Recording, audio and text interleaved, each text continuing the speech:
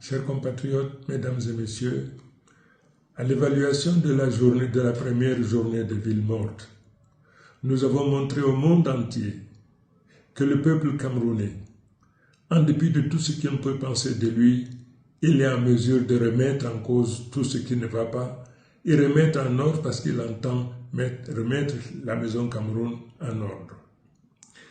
Je voudrais donc rappeler à mes compatriotes que rien de grand n'a jamais été construit nulle part sans sacrifice. Je voudrais rappeler aux uns et aux autres que pèse sur notre conscience, individuellement comme collectivement, nous avons près d'une centaine de nos enfants qui sont tombés. Ils sont tombés sur ce champ d'honneur, ils sont tombés pour que nous recouvrions la liberté, pour que nous devenions maîtres de notre propre destin.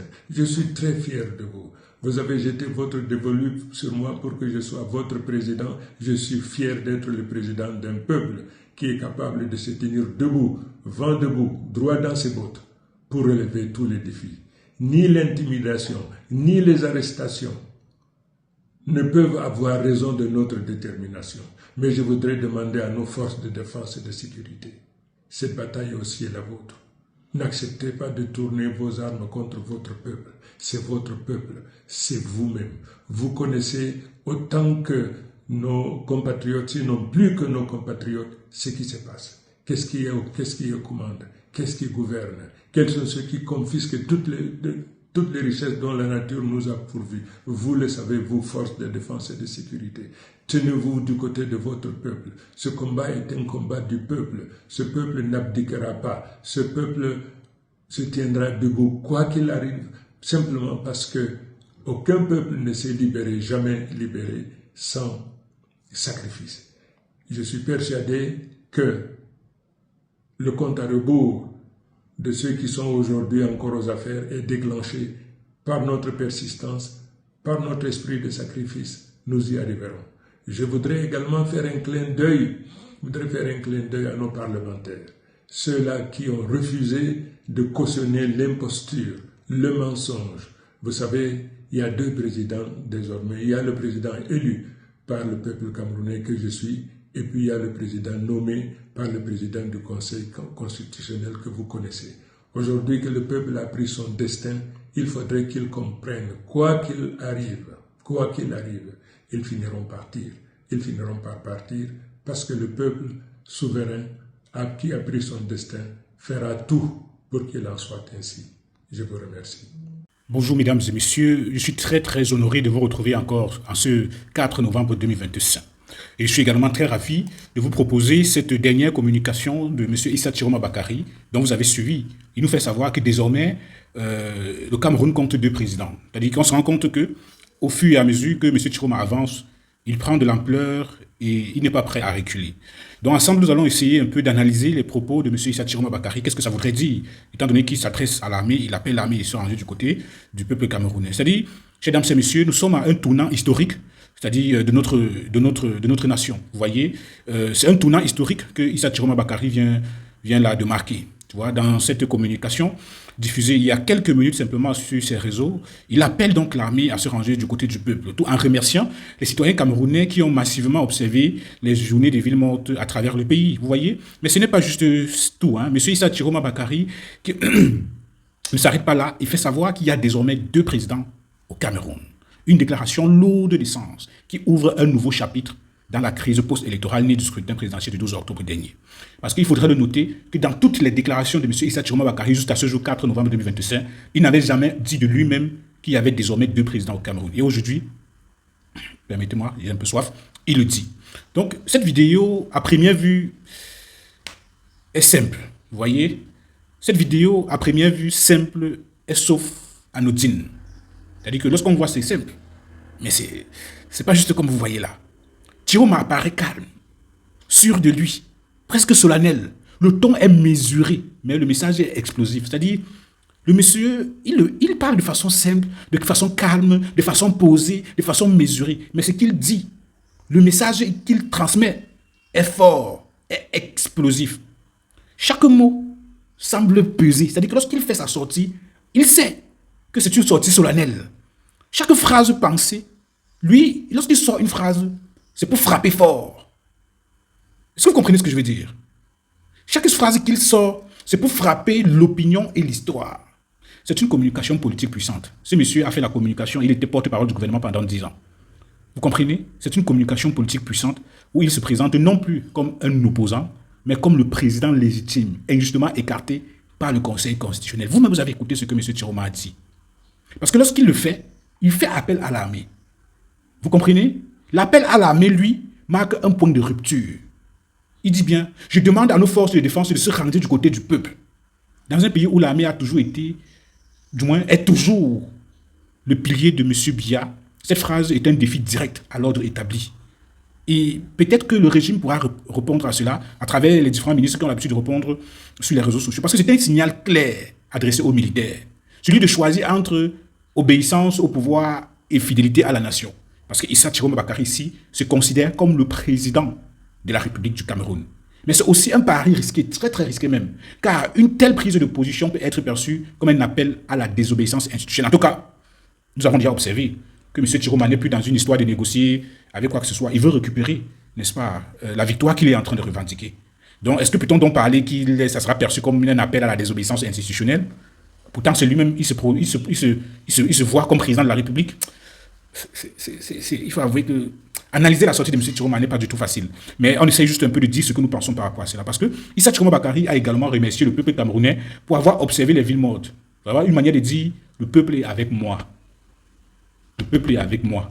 C'est-à-dire que ces journées de paralysie économique ont été un test grandeur nature du rapport de force entre M. Chiroma Bakary et le régime de M. Biya. Vous êtes témoin, n'est-ce pas, de ces sous-préfets, les autorités administratives et les maires qui menacent les commerçants, n'est-ce pas, de fermer leurs boutiques pendant une période d'1 mois s'ils continuent à observer les villes mortes décrétées par M. Issa Chiroma Bakary.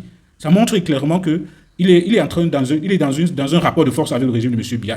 Et pour Chiroma, le message est clair. La légitimité ne se mesure plus dans les urnes truquées, mais dans la rue, dans le silence volontaire d'un peuple qui refuse de travailler pour un système qu'il rejette. Ça, c'est le message de M. Issa Chiroma Bakary. Mais la phrase qui restera dans les mémoires, c'est celle-ci. Il y a désormais 2 présidents au Cameroun. Une déclaration qui plonge le pays dans une crise de légitimité inédite.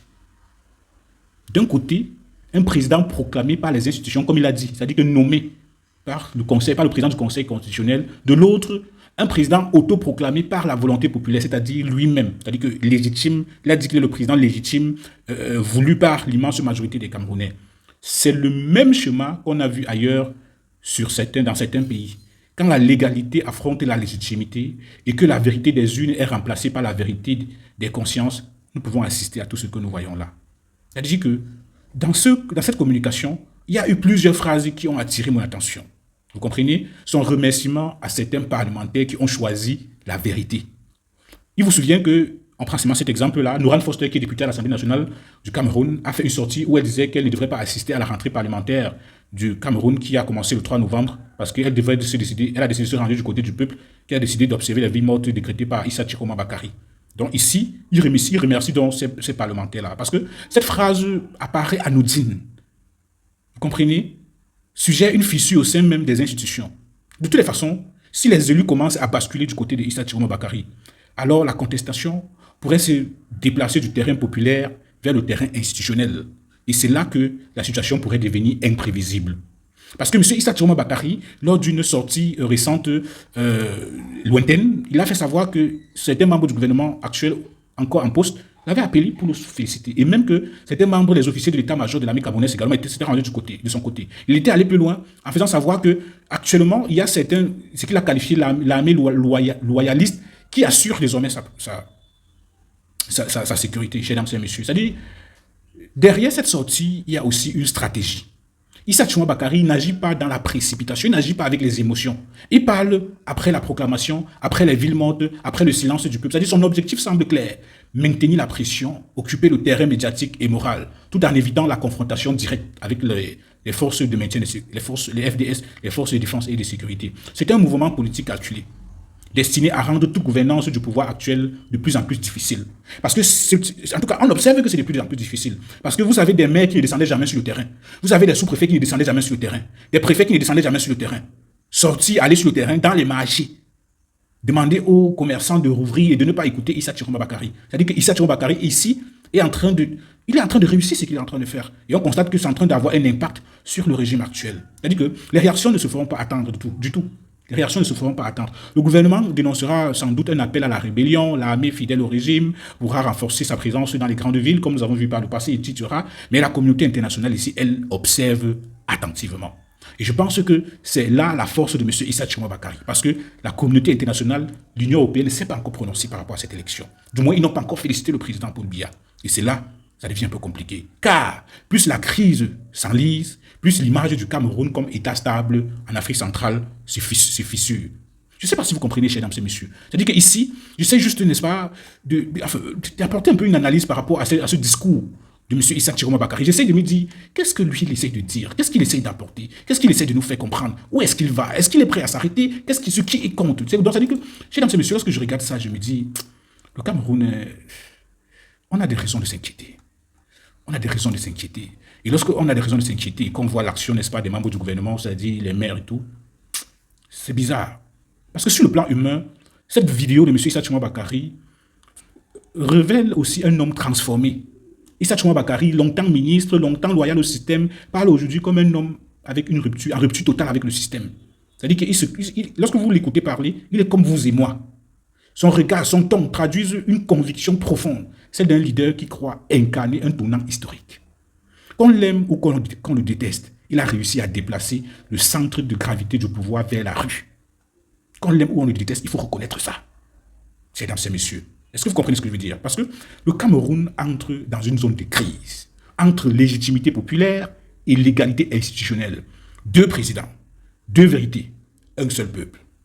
Deux présidents. Lui, il s'autoproclame, il dit qu'il est le président élu. Il y a le président décidé par le Conseil constitutionnel, le président Paul Biya. Face à cela, il y a un peuple. Et le peuple, lui, choisit de se ranger du côté d'Issa Tchiroma Bakary. Et c'est ça même le paradoxe. Les villes mortes et tout, on dit, mais la population camerounaise lui-même se surprend. Je suis surpris même par la réaction du peuple camerounais. Qui aurait cru que Issa Tchiroma Bakary dit restez à la maison et le peuple écoute. C'est quand même un peu surréaliste. Il faut comprendre qu'il y a une prise de conscience collective. C'est-à-dire qu'ils ont décidé d'exprimer leur ras-le-bol en silence. Parce qu'ils sont descendus dans la rue pour s'exprimer. Pour exprimer leur ras-le-bol, il y a eu des tirs à balles réels. Ils se sont repliés à la maison. Décidé donc de faire ce qu'on appelle la désobéissance civile, mesdames et messieurs. La question désormais est celle-ci. Le Cameroun choisira-t-il la confrontation ou la réconciliation? Car plus que jamais, l'histoire s'écrit. Non pas à Etoudi, à Yaoundé, mais dans le cœur des Camerounais. Qui est dans le cœur des Camerounais? Monsieur Issa Tchiroma Bakary ou Monsieur Paul Biya, mesdames et messieurs? J'aimerais vous demander, qui est dans votre cœur? Est-ce que c'est Monsieur Issa Tchiroma Bakary qui est dans votre cœur? Ou alors c'est simplement le président Paul Biya? De toutes les façons, mesdames et messieurs, dites-moi ce que vous pensez en commentaire. Je vous en prie. À très bientôt.